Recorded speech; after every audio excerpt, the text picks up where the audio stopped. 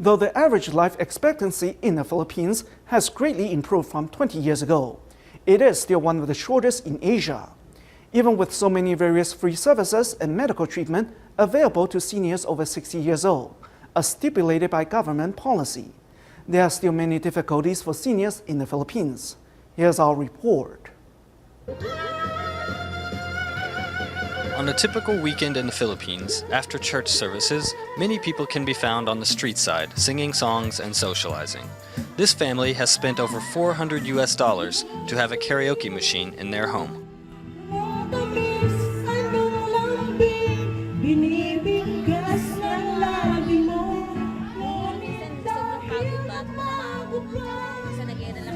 Since work can be tiring, you need some way to relax a bit, so we have a karaoke. A setup like this is actually very common. Lots of homes have one. It's not really something special. The temperament of Filipino people is very much like the climate. In the hot days of summer, people are especially friendly and fun-loving. Even in hardship, they will find reasons to smile. In the Philippines, the growing gap between rich and poor is a serious problem.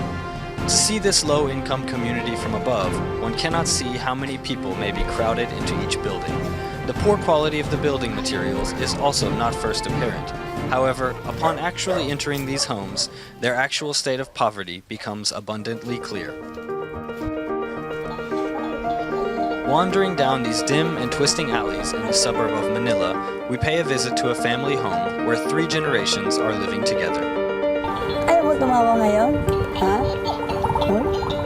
This is Josephine, who is 61 years old and who recently became a grandmother. This small building is home to her family of 10, cramped in an illegally built structure. One of the greatest fears this family faces is that one of them might fall ill.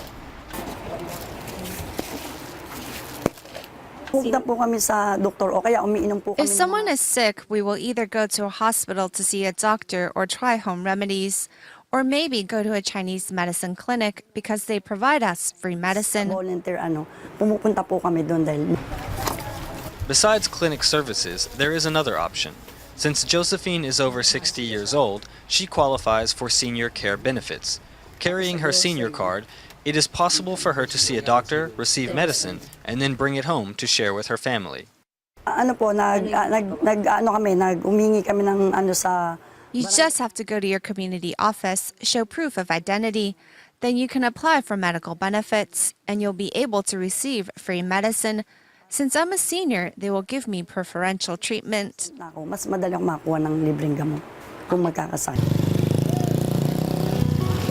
Despite the benefits offered to seniors, the Philippines can still be an inhospitable place.